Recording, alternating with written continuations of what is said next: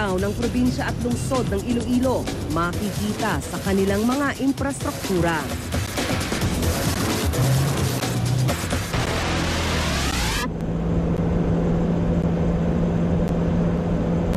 Ang Infante Flyover ang kauna-unahang itinayo sa probinsya.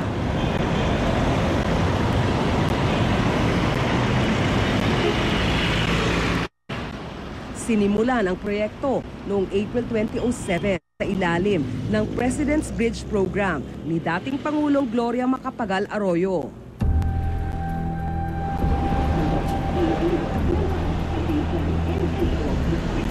Itinayo ito para mapagaan ang trapiko sa interseksyon ng Juan Luna at Infante Avenue sa Iloilo City na may ilang universidad at commercial centers.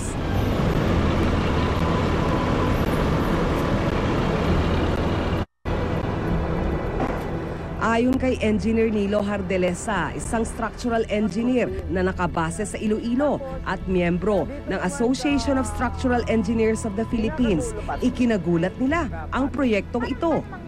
One morning, we were surprised na mayroon daw ipapatayo na flyover sa Infante na ipapadala ng Pangulong Gloria sa amin dito. Pero nagtaka kami na hindi naman yan nasali sa ginawa naming comprehensive development plan noong taong 2000. Pero sinabi namin na okay naman. Pinondohan ng mahigit 400 milyong piso ang flyover mula sa President's Bridge Program. Sa habang 306 lineal meters, lumalabas na 1.3 million pesos kada isang metro ang halaga nito. Napakamahal, siyempre. During the time, ang mga tulay na parang nakita natin ginang concrete reinforced girder, yung parabolic, naghahalaga lang yung 2005 ng 300,000 pesos per lineal meter yung two-lane. Very transparent ngayon, nakikita na because lahat ng mga bridges natin, even our overpasses, our skyways, concrete, it's not steel. It's good enough. And it's cheaper. Gumamit daw ng makabagong teknolohiya sa pagtatayo ng flyover na ito na gawa sa bakal.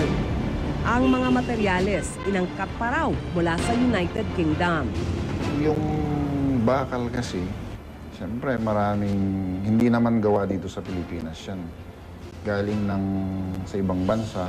So yung cost ng transportation, paano mo dinala dito sa Pilipinas, yun ang nagpapamahal dun sa amin.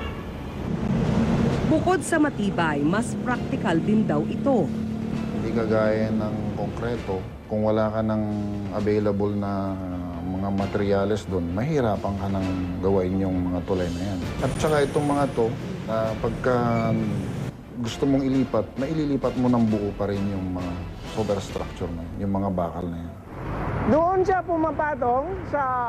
Pero sa tingin ni Engineer Hardelesa, mas nakatipid daw sana kung konkreto na lang ang ginawang flyover. Mas mura dahil dito lang yan pinapabricate sa site at doon binubuo ang beam at tapos ilipat lang sa haligi. Kung yung mga modular steel structure, ipapagawa man sa planta. Halimbawa yung planta, doon pa sa Inglaterra. At tapos, yung planta na yan na gagawa, ipapatong na ang cost ng paggawa ng planta, ang tawag namin yun assembly line, sa cost ng ating tulay.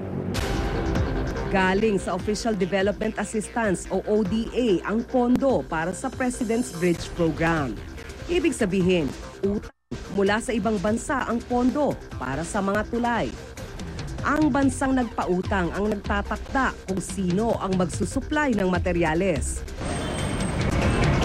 Ang disenyo at bakal na gamit sa tulay gawa ng Maybe & Johnson Limited na nakabase sa United Kingdom ang nagsupply ng materyales para sa tulay. Maybe Johnson cornered about 46 billion pesos worth of contracts out of the total 111 billion na nasilip ko. Natapos ang proyekto noong December 2007 pero hindi ito agad nagamit ng publiko. Ito po daw ay na-delay dahil sa mga discrepancy sa kontrata at breach of contract ng Mabee and Johnson. Dahil nga nagkaroon siya ng breach of contract. Yung design niya is gagamit ka dapat ng grade 60 na bakal. Ang naka-deliver nilang mga materials dito is mga grade 55, gano'n. So, nung pinatest yung bakal, hindi siya ngayon umabot doon sa grade 60. Nagmatigas daw ang Mabee and Johnson nagawa ng paraan ang aberya at sinabing ang gobyerno ang dapat gumastos para sa pagpapatibay ng bakal. In short, paano po nagkaroon ng kasunduan? Later on, nagkaroon kayo ng settlement agreement. Doon sa settlement agreement naman na yan, dahil meron tayong binigay sa kanila na advance payment na more than 700 million pesos. Tapos, nung sinisigil na natin sa kanila yon, imbes na ibalik nila yung pera, nakipag-settle sila ngayon, na may mga delivery sila rito sa Pilipinas at makikipag-ayos sila na kung pwede na ito na lang yung mga ibayad namin at plus mga services pa. Ibig sabihin, hindi na nabawi ng Pilipinas ang pera at pinalitan na lang ito ng materyales. Noong 2008, sa report ng Philippine Center for Investigative Journalism o PCIJ, pinalabas lang daw na sa ilalim ng Official Development Assistance o ODA ang mga proyektong hinawakan ng Mabee and Johnson, kabilang dito ang Infante Flyover. Dahil hindi ODA project ang mga kontrata, walang nakuhang diskwento ang gobyerno para sa mga tulay. Matagal nang tinututukan ni Manuel Mejorada, isang mamamahayag sa Iloilo City, ang issue ng overpricing sa mga flyovers sa kanilang probinsya. Wala kaming makukuha ang papeles dahil tinatago nila lahat yung mga papeles. Napabayaan na lang ito. Pero alam ng lahat dito na talagang overpriced ito.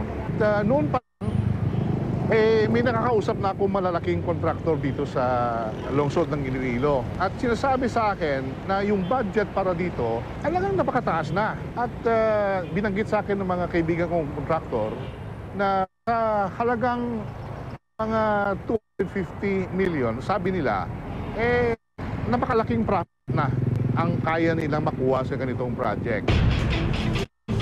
Sa kanilang pag-iimbestiga, nadadawit ang pangalan ng isang negosyante at ngayoy party list representative, si Teodorico Haresco. Bahagi raw siya ng di umano'y maanumalyang transaksyon sa Mabee and Johnson. At that time was the middleman, siya yung parang ahente ng company na British company, na sila yung mga exclusive right to install itong mga precast o prefabricated steel structures.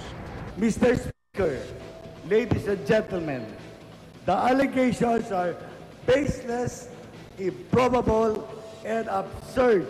Mabee and Johnson delivered over 1,218 bridges, inclusive of 75 built entirely from material savings, meaning that they were entirely without additional cost to the government. Si Haresco ang kasalukuyang nakaupo bilang party list representative ng Angkasangga na dati ring pinamunuan ni Maria Lourdes Arroyo, kapatid ni dating First Gentleman Juan Miguel Arroyo. Si Ginoong Haresco, na coordinator daw po noong unang bahagi ng Gloria Arroyo government ng President's Bridge Program. Siya po ba'y nakikita ninyo rito sa DPWH nangingialam sa pagbibigay ng kontrata? Pero mula nung umupo ako dito, hindi ko pa siya nakikita. Wala akong makitang record hanggang sa ngayon na may nag-uugnay sa kanya doon sa mga papeles na yan. Hindi nagpaunlak ng panayam si Congressman Haresco. I will not sugarcoat the facts. The chairman, David Maybe, was convicted and served jail time for 3 months and paid 340,000 pounds in penalties. But there was no bribery, nor any other anomaly in the Philippines. Hindi rin daw sumobra sa budget ang alinmang proyekto sa ilalim ng PBP na iniulat ng Commission on Audit. This honorable senator should lay down the facts, not the statistical or accounting illusion about alleged overpricing, nor the calendar illusion when the program commenced. Politika lang daw ang ugat ng pagdawit sa kanyang pangalan sa anomalya sa PBP. Sa ngayon, nag-iimbestiga na ang Senado sa di umano'y questionableng paggamit sa 111 billion pesos na pondo para sa President's Bridge Program sa ilalim ng Administrasyong Arroyo. Kung na-lost time man, makikita nandun din naman yung tulay.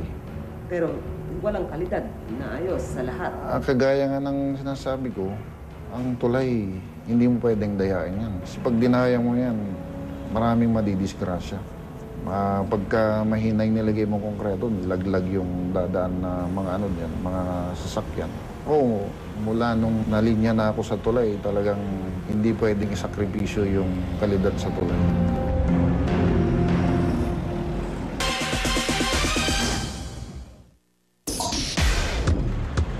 So, ngayon, etong nakikita nyo na walang kakwenta-kwenta kasi wala namang pinagbago, kamukha rin ng dati na 2 lanes lang.